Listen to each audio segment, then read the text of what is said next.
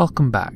Today we are going to be looking at internet policing, courtesy of the government. The United Kingdom, that is. And we're going to look at two articles because it would be very intellectually dishonest of me to look at an article from, say, the Daily Mail, but not then look at one from The Guardian. Since one is more right-leaning and the other is more left-leaning, it would be more honest. Now, this particular subject was discussed recently on one of my streams on the Cthulhu-Kin and Friends show. I have linked it in the description. By all means, go check it out if you want to. Now, in a statement made by Amber Rudd, viewers of online terrorist material face 15 years in jail. There is a little more to this, and I want to go into more detail on that.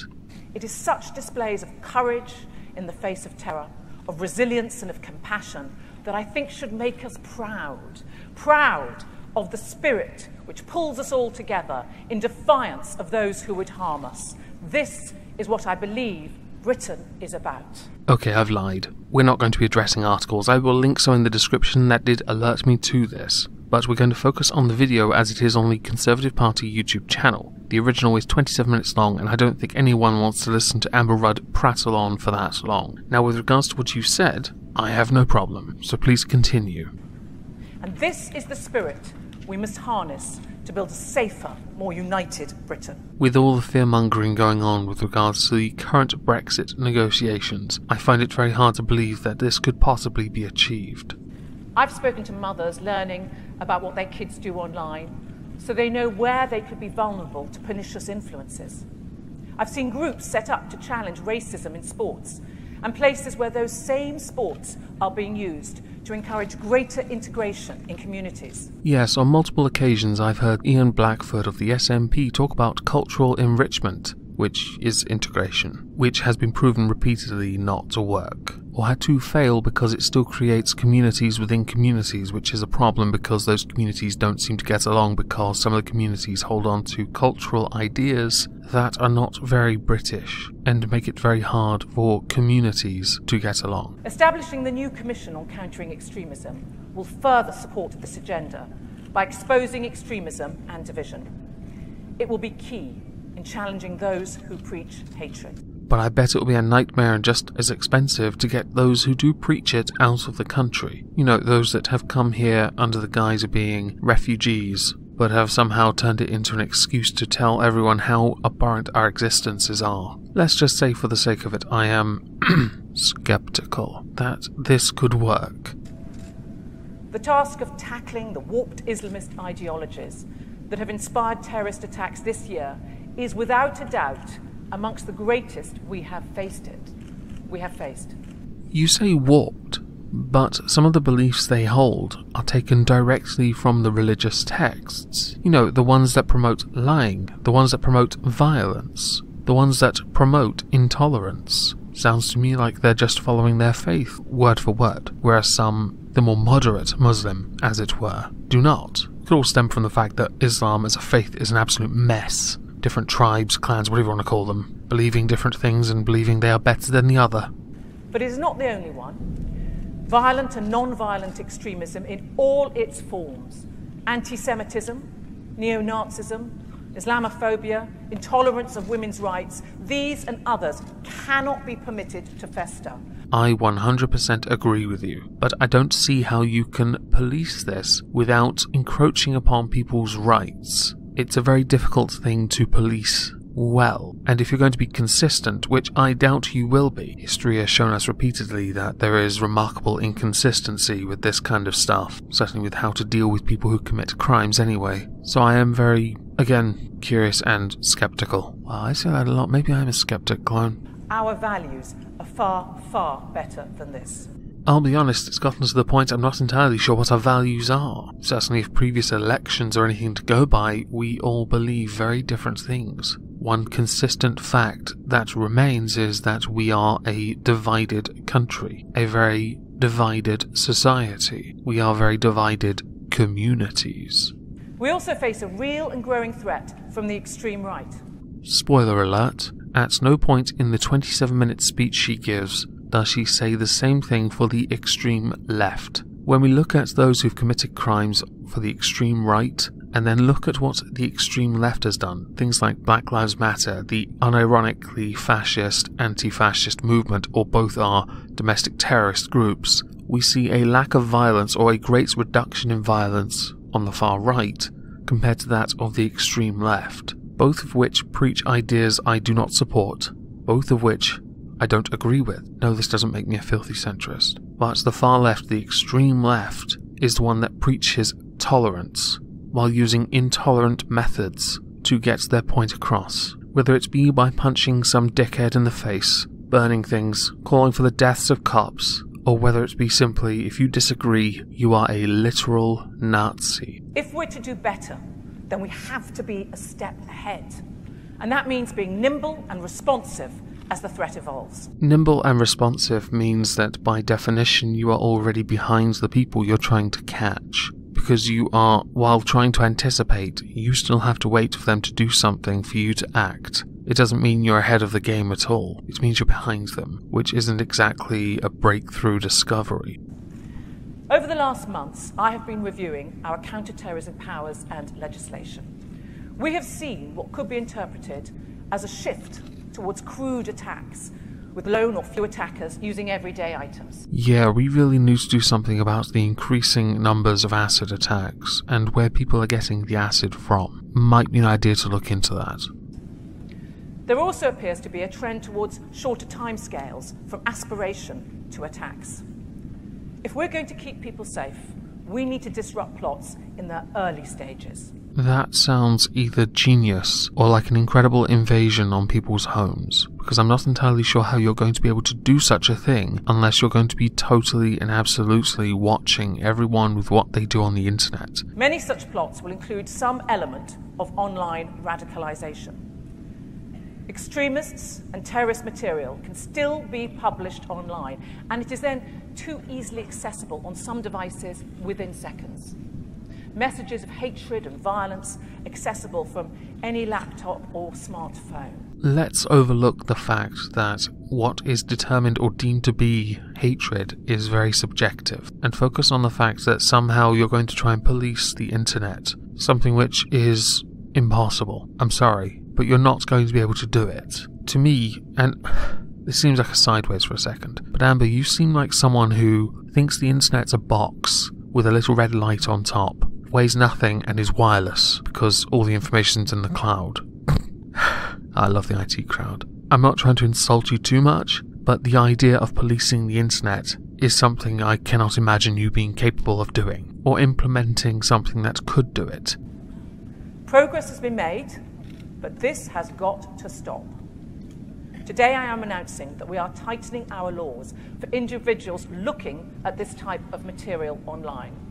We will change the law so that people who repeatedly view terrorist content online could face up to 15 years in prison. Just before the audience applauds this, which sounds fantastic on the face of it. I'm not pro-censorship, so I think that dealing with extremism needs to start somewhere else. Like, I don't know, let's talk about those rather divided communities. Why they're divided, what people believe within those communities that might preach ideas that might sow seeds that might turn people to more extremist ideas or motivations or actions. How about education with those religious schools I'm not such a fan of? It's very simple really, you've got to be consistent. But my main gripe is that you earlier also mentioned the extreme right, and now you've blanket termed it terrorist or terrorism, extremism, but you said terrorist. I'd be remiss if I didn't remind you that you'd have to include the extreme left, the and consistently more intolerant and violent side.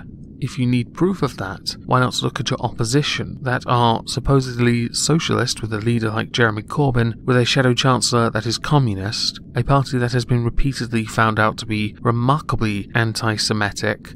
This will close an important gap in legislation.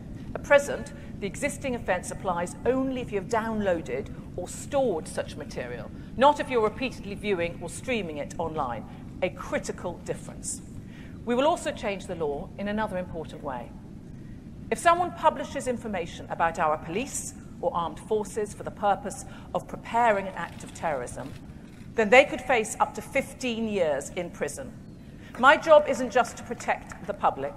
It's also to protect those who put their lives on the line for us. You know, I can actually support the idea of protecting the armed forces and the police in that regard. The fact that someone's managed to get hold of that information to begin with is quite astonishing, and putting it online to best circumvent forces designed to protect the people of this country is a good idea. But again, I'm not entirely sure how you're going to prevent it. There are many ways around this. Talking to the internet providers and to social media won't matter. Not to people who care enough to continue down this path. I guess you could consider those people to be quite zealous. I called the internet companies together. Companies like Facebook, Google, Twitter, and Microsoft. Lol, at least two of those are professionals in the art of censoring the people. FYI, I'm talking about Twitter and Facebook, who've gone so far as to want to be accepted by Pakistan so much that they would alert the government to anything that incites religious hatred towards the religion that is dominant in Pakistan. Take a wild guess. I asked them what they could do to go further and faster. They answered by forming an international forum to counter terrorism. This is good progress, and I attended their inaugural meeting in the West Coast. These companies have transformed our lives in recent years with advances in technology. And now I address them directly. The problem you have is that all those companies you mentioned have a known political bias. So what is determined to be extremism or terrorism would include your earlier mentioned extreme right, but not include the extreme left. If you're going to tackle a problem, you're going to at least be consistent and address all sides. Something which you will not get with Mark Zuckerberg and that faggoty Jack. I call on you with urgency to bring forward technology solutions to rid your platforms of this vile terrorist material that plays such a key role in radicalization. Act now, honour your moral obligations.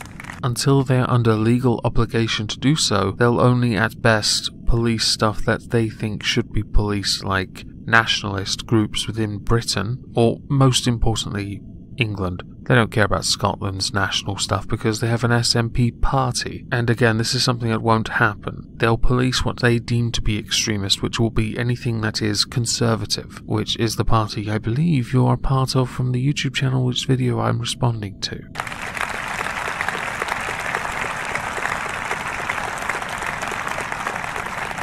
We all need to move more quickly to keep Britain safe. Removing harmful material from the internet is a core activity of PREVENT, our prime counter-radicalisation programme. But there is also a clear human safeguarding element. In London earlier this year, I met a mother whose son had travelled to Syria to fight for Daesh. She had no idea of his plan. She was devastated. But it was not just her son who had been groomed by Daesh's toxic influence. Her daughter's school had concerns that she too might travel to Syria. The local PREVENT team provided counselling to both mother and daughter. Without the support that PREVENT provided, it is likely she simply would not have known where else to turn.